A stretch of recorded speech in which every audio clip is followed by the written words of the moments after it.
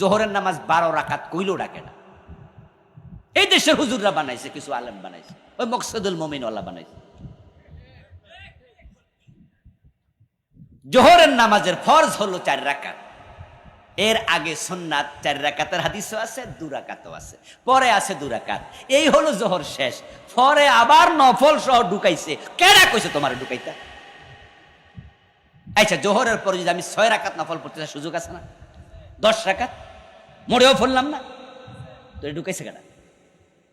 এশারের নামাজ বানাইছে 15 রাকাত, কি 17? 2 রাকাত আবার বাড়ছে কোনা দিয়ে।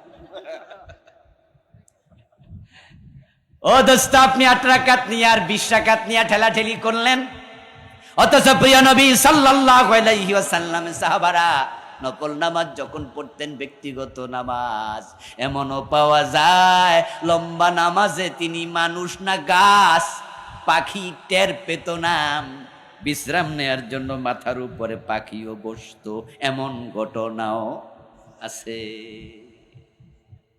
কত সুন্দর করা যায় নামাজ, কত সুন্দর করা যায় ইবাদত। জিকির করে, জিকির করে,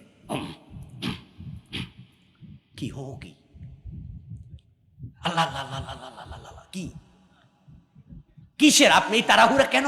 কোন কারণ এটা বলেন তো? কারণ আইয়ুকুম আহসানু আমালা, আকসারু আমালা নয়।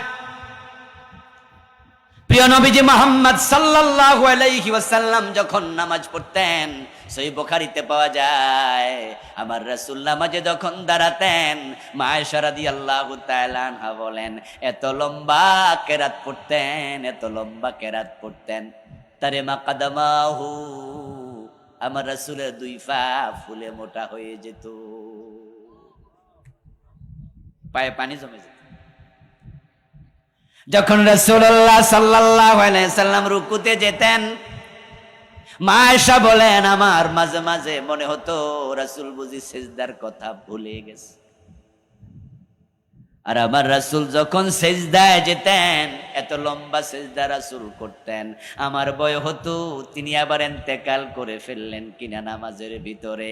আমি উনার পায়ে ধরে সিমটি কাটতাম, আমার রাসূল পা নাড়া দিলে বুঝতাম তিনি ইন্তেকাল করেন নাই।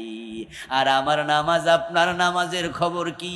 শুধু তাড়াহুড়া তাড়াহুড়া। জোহরটা কি? কমন সেন্স কোথায় গেল দোস্ত? আচ্ছা, আপনাদের এলাকায় যিনি চেয়ারম্যান, এখানে চেয়ারম্যান আছে না?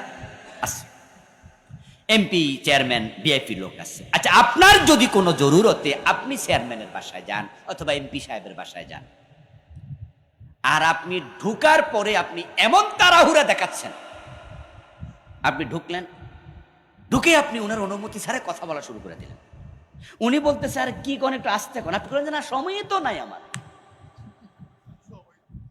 মানে আপনি কথা উনারটা শুনবেন না, আপনার মাঝখানে বিরতি ছাড়া শুরু করে দিচ্ছেন।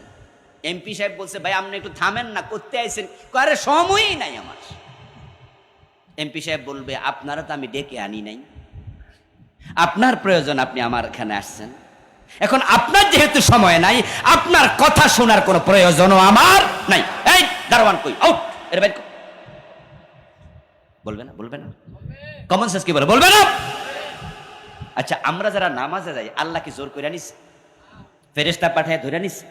তা আপনি আপনার রবের সামনে দাঁড়াইছেন, দাঁড়াইয়া তার সামনে কিসের তাড়াহুড়া, কিসের তাড়াহুড়া করছেন? আপনি কি বোঝেন আপনি কার সামনে খাড়াইছেন? আপনার কি আকল আছে কার সামনে খাড়াইছেন? যার সামনে দাঁড়ায়া জিবরিল ফেরেশতা পর্যন্ত ভয়ে কথা বলবে না, হাশরের ময়দানে যিনি প্রকাশিত হওয়ার পরে কোন নবী তার দিকে চোখ তুলে তাকাতে সাহস করবে না, নফসি নফসি বলে চিৎকার দিতে থাকবে। আরশের মালিকের সামনে আপনি দাঁড়িয়েছেন, আপনাকে 30, 40, 50, 100 বছর হায়াত দিয়া তিনি দেখতে চান আপনি কত ভালো আমল করতে পারেন। এজন্য সাহাবায়ে কেরামের মাঝে ভালো আমলের প্রতিযোগিতা ছিল, ছিল না?